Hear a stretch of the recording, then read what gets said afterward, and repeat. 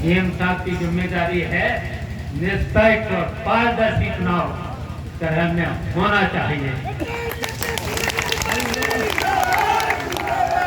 आयोग के भी निर्देश है कि निष्पक्ष और पारदर्शी चुनाव होना चाहिए।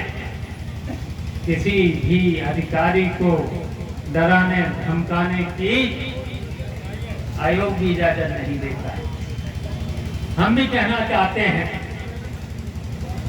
और इसलिए कहना चाहते हैं, अधिकारियों ने भी संविधान की कसम खाई है, ईश्वर की भी कसम खाई है, हम निष्पक्ष से काम करेंगे। बताओ तब अगर इसके बावजूद भी अगर निष्पक्ष और पारदर्शी काम नहीं कर रहे हैं, तब मैंने कहा है सभी समाजवादियों से जितने भी यहाँ बैठे हैं, करहल के विधानसभा के लोग, जनता के लोग, अगर जनता के साथ अन्याय करोगे, जनता के धमकी दोगे, जनता को गलत केसों में फंसाओगे, तो फिर हम चुप नहीं बैठे, चुप नहीं बैठे और यहीं तक नहीं, आपसे भी कहेंगे। मैंने अभी वहाँ कटहरी में कहा था कि डायरी बना लेना, इनका लाल पेन से एक डायरी का नाम जो भी बेईमानी कर रहे हैं, जबकि संविधान का पालन करना है। किसका संविधान बनाया हुआ? बाबा साहब अम्बेडकर का संविधान बनाया हुआ है। उस संविधान का पालन करना है, उस संविधान की हम लोगों को रक्षा भी करनी है। तो बेईमानी और अगर अत्याचार जो करेंगे, पब्लिक पर अन्याय करेंगे, अगर धमकी देंगे, तो उनका लाल पेन से उस डायरी पर पेन जरूर लिख लेना। और हम आपको भरोसा दिलाते जा रहे हैं, अब 27 में समाजवादी पार्टी की सरकार बनाएंगे हम लोग। बताओ बनाओगे? आगे से, इसी से, करहल से, जरूर से, यहीं से आप संदेश चला जाए। लेकिन आप जसवा नगर के पीछे मत है। डिम्पल जितने से जसवा नगर में जीती, इसी चुनाव में 24 के चुनाव में उससे पीछे मत है। और उससे पहले चुनाव हुआ था, वो तब तो बहुत ज्यादा लोग चुनाव में जीते।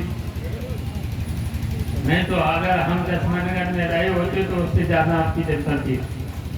हम बनाई फंस गए, तो इसलिए हम कहना चाहते हैं अब तो यहीं रहेंगे, लास्ट में यहीं पर रहेंगे। बताओ फिर बेईमानी कर पाए? नहीं कर पाए। और बेईमानी होने भी मत देना, बस निकल पड़ना, वोट डालना, अपना वोट डालना, सब लोग अपना अपना वोट डाल लेना। बताओ नेताजी के ये तो जन्मभूमि रही है, धर्मेंद्र की जन्मभूमि रही है, तेज किताब भी यहाँ से रहे हैं, डिम्पल भी यहाँ रही है। और हमने कभी कभी भी पितावा और मैत्री में फर्क नहीं समझा है।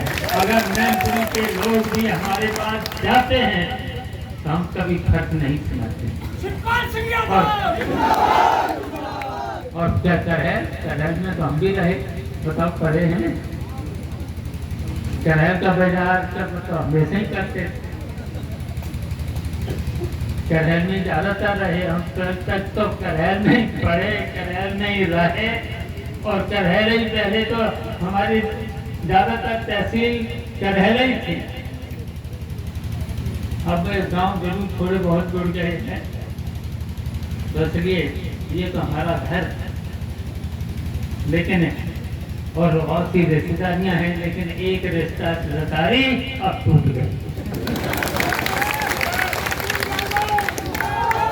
अब कभी नहीं, और इन्हें पार्टी में भी कभी नहीं लिया जाएगा।